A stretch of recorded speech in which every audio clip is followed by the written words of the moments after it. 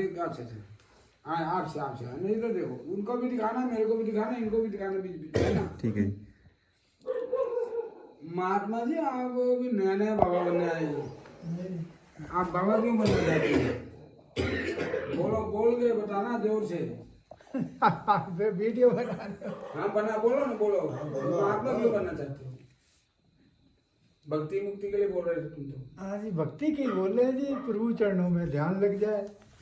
हाँ जी, इसीलिए महात्मा बनना चाहते हैं। अच्छा, तो बीवी बीवी बच्चे, बीवी चाहिए? आप बीवी नहीं चाहिए आपको? नहीं चाहिए जी, एक ही थी वो भी चली गई छोड़ के। बीवी नहीं चाहिए बाबा बनने के बाद? ना ना, बाबा बनने के बाद बीवी नहीं चाहिए? बीवी नहीं चाहिए, ना परिवार चाहिए, कुछ नहीं हाँ तो चाहिए। साधु बनने के बाद बिना बीवी बच्चों से कैसे गुजारा होगा ये बताओ? जिनके शादी नहीं होती उनका गुजारा नहीं होता।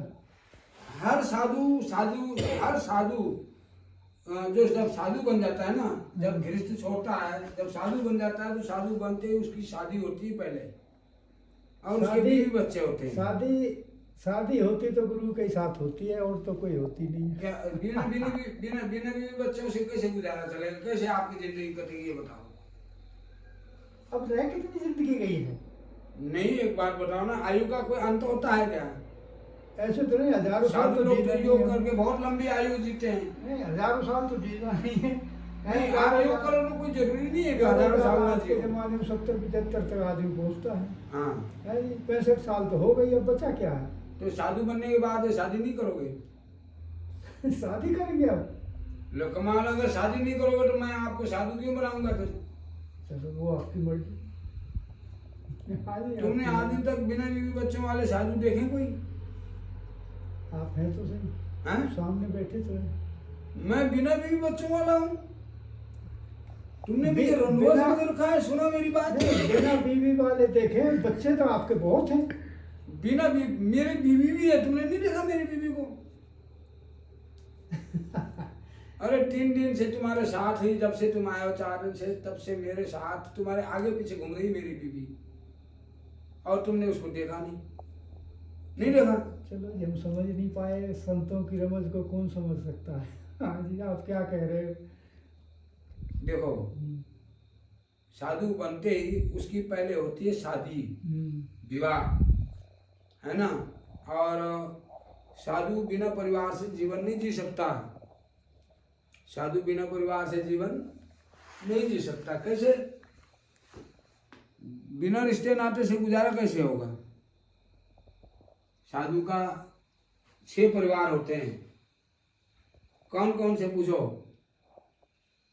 साधु के 6 परिवार कैसे होते हैं बताओ? बताओ, आप ही बताओ, हम इतने जानते हैं तो बात ही। देखो, साधु के 6 परिवार होते हैं जो उसके अंत तक उसके साथ होते हैं। सत्यम माता, सत्यम माता, ज्ञानम पिता, धर्मो भ्राता, शांति स्त्री, दयाम सखा, कसेमा पुत्र। कितने? 6 परिवार हो गए। एक साधु अगर सच्चा है, वो सच बोलता है, तो वो उसको संसार माँ के समान उसके पालन करती है ना। संसार उसके लिए माँ है, अगर वो साधु सच्चा है तो। अगर वो साधु ज्ञानी है, अगर वो साधु ज्ञानी है, ज्ञानम पिता, अगर वो साधु ज्ञानी है तो सभी स्वभाव में सबसे शिरोमणि कहलाएगा वो। सब उसको क्या कहेंगे? पिता समान है, ये ज्ञानी है। ठीक है। सत्यम माता, ज्ञानम पिता, उसको पिता की उपाधि मिल जाएगी ज्ञान के द्वारा। धर्मो भ्राता, जिस मनुष्य के साथ साधु धर्म निभाता है वो मनुष्य उसके भाई समान हो जाता है, उसकी भाई की तरह उसकी सेवा करता है, जैसे एक भाई दूसरे भाई की सेवा करता है, पालन करता है। ठीक है। धर्मो भ्राता, शांति स्त्री, जिस साधु के इंद्रियां शांत हो गए, जो साधु हमेशा शांत रहता है, काम वासनाओं से पीड़ित नहीं रहता है, किसी भी विषय विकारों से पीड़ित नहीं रहता है, वो जो शांत साधु है उसको बोलते शांति स्त्री। जिस साधु ने शांति को धारण किया है, समझो उसने अपनी स्त्री को धारण किया हुआ है। शांति स्त्री, दयाम सखा, अगर किसी साधु ने किसी दुष्ट के ऊपर दया कर दी और उसने उस साधु के ऊपर हमला भी किया, फिर भी उस साधु ने उसको दया कर दी। तो वो जो जिस पर वो साधु दया करता है ना, वो साधु सखा बन जाता है साधु का, वो दुष्ट जिसको साधु माफ कर देता है।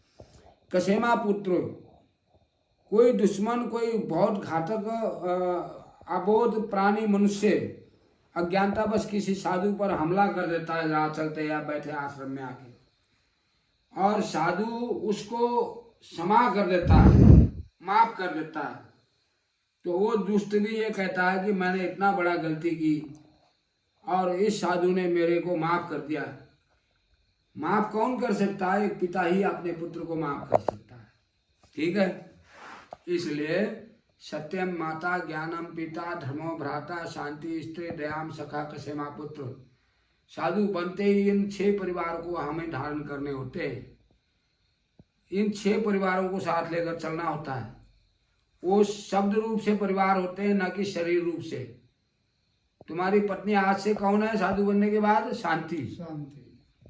ठीक है ना? आप बोलो शादी करोगे? करेंगे जी। अरे कैमरा दिखाओ, आप शादी करोगे? करेंगे जी। पक्का? पक्का है। कल रिश्ता कर दे, कर दो। है ना? शांति को अपना घरवाला बना, घरवाली बना लोगे? बना लेंगे। ठीक है, मंजूर है ना? ठीक है, कल आपकी शादी हो जाएगी। ठीक है, जय श्री राम।